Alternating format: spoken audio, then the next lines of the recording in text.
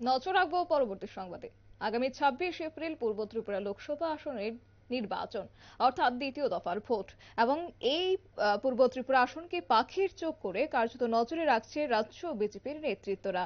তাই নির্বাচনী প্রচারের শেষ লগ্নে পূর্ব ত্রিপুরা লোকসভা আসনে বিজেপি, তিপ্রামথা এবং আইপিএফটি রাজনৈতিক দলের মনোনীত প্রার্থী কৃতি সিং দেববর্মার সমর্থনে প্রচারে ঝড় তুলতে কাঞ্চনপুরে ছুটে আসেন একের পর এক বিজেপি নেতৃত্ব।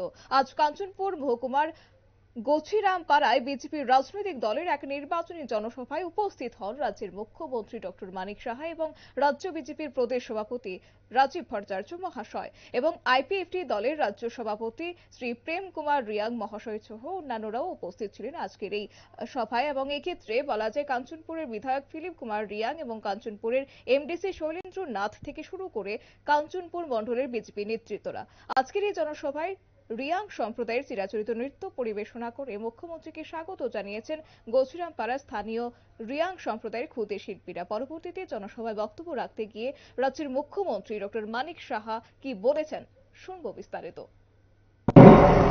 এখন আর শরণার্থী নয়, তারাই ত্রিপুরার এখন বসবাসকারী এবং তার জন্য যা যা দরকার আমাদের মাননীয় প্রধানমন্ত্রী নরেন্দ্র মোদীজি এবং আমাদের যশস্বী হোম মিনিস্টার সব করেছেন।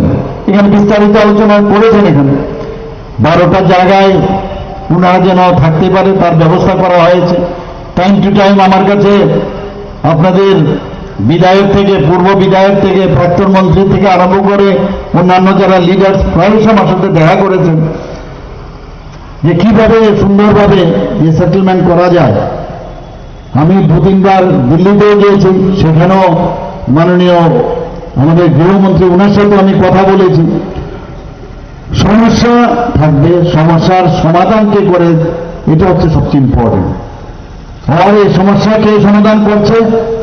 আগে সমস্যা জিয়ে রাখত পূর্বতন যে কমিউনিস্ট পার্টির দল ছিল, তারা সমস্যাটাকে জিয়ে রাখত। এর জন্যই 23 বছর ধরে আপনাদের সমস্যায় রেখেছিল, যাতে করে ভোট বাক্সে পরিণত করা যায়। আর ভারতীয় জনতা পার্টির 2018 সনে ক্ষমতায় আসার পর আপনারা দেখুন, এতদিন ধরে কুম্ভীরাস্ত্র আপনারা দেখেছেন, ক্রোকোডাইল টিয়ার্স আপনি দেখেছেন। বুঝতে হবে এই বিষয়টা যে এই সরকার, মোদীজি বারবার বলছেন জনজাতিদের উন্নয়ন আমাদের করতেই হবে, তাছাড়া আমাদের দেশ উন্নয়ন হবে না। সেই বিষয়ে উনি কাজ করছেন। আমার মনে আছে আমি যখন দিল্লিতে গিয়েছি, আমাদের গৃহমন্ত্রীজি কথায় কথায় কথা হচ্ছিল যে এদের সেটেলমেন্ট নিয়ে এই সমস্যা হচ্ছে। उनर ভিতরে এই ফিলিংসটা আমি দেখেছি। আরে ये तो हमारे ही आदमी है भाई, उनको ठीक से हमको सेटलमेंट करना है।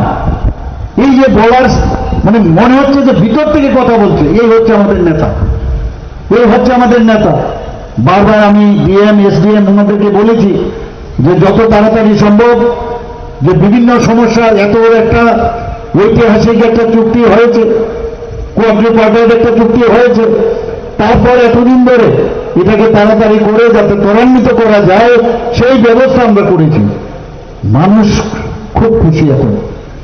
আমাদের এই জনজাতিদের উন্নয়ন একমাত্র মোদিজিই করতে পারেন।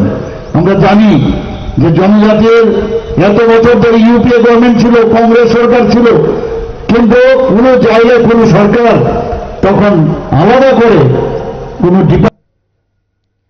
আপনারা শুনলেন মুখ্যমন্ত্রী মানিক সাহার বক্তব্য এবং তিনি এই নির্বাচনী জনসভা থেকে কার্যত রাজ্য এবং কেন্দ্রীয় সরকারের বিভিন্ন উন্নয়নমূলক প্রকল্পের কার্যক্রমের কথা তুলে ধরেন এবং আগামী দিনে জনজাতি অংশের জনগণের জন্য আরো উন্নয়নমূলক কাজ করার সুযোগ দেওয়ার জন্য তিনি বলেছেন যে এবং পাশাপাশি সমস্ত উন্নয়নমূলক কাজের খতিয়ান তিনি তুলে ধরেছেন।